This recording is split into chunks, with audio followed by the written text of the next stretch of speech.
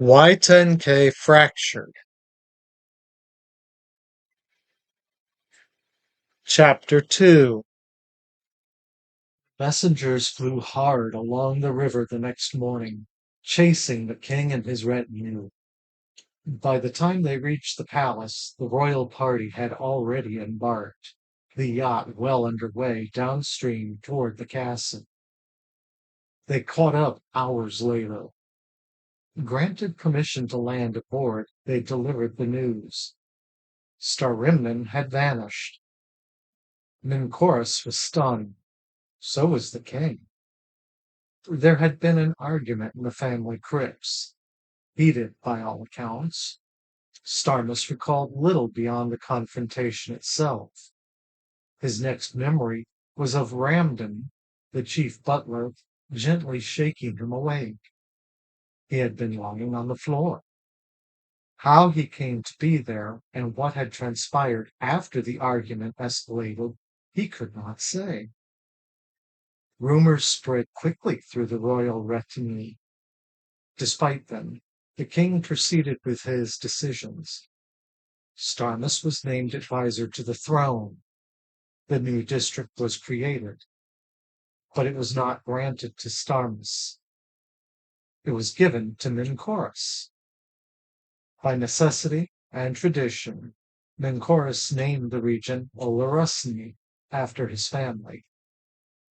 The division cut clean through the old holdings. The manor house itself stood on the line.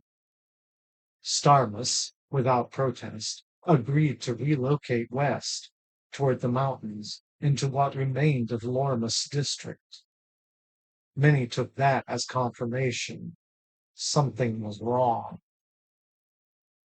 Late one night, Minchorus stood alone in the Lormus family crypts, gazing up at the stone likeness of his late master. He weighed what he knew, and what he did not, and what Lord Lormus might have made of it all. Father? The voice came from behind him, his youngest surviving son and heir, Lotrian.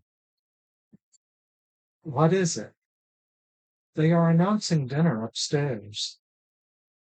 Minchorus turned, a faint smile touching his expression. Very well, he stepped toward him.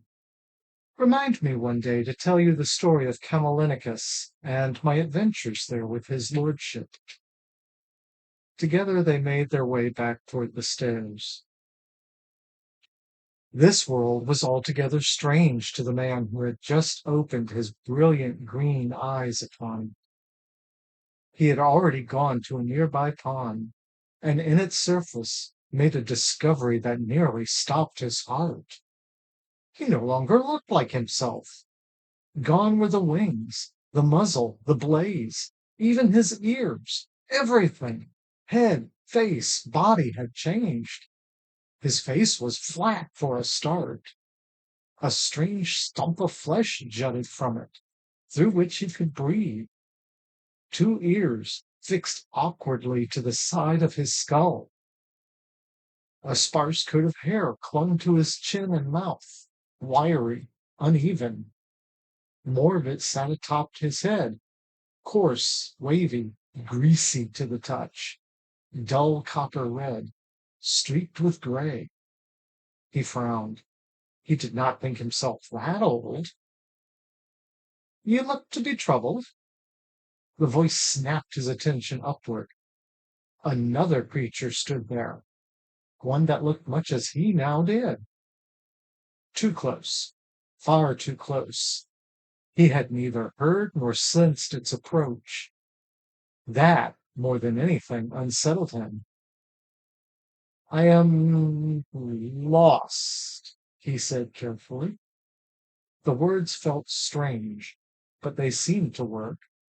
The others seemed to understand. Where do ye be from? A simple question, an impossible answer. Starimnan hesitated.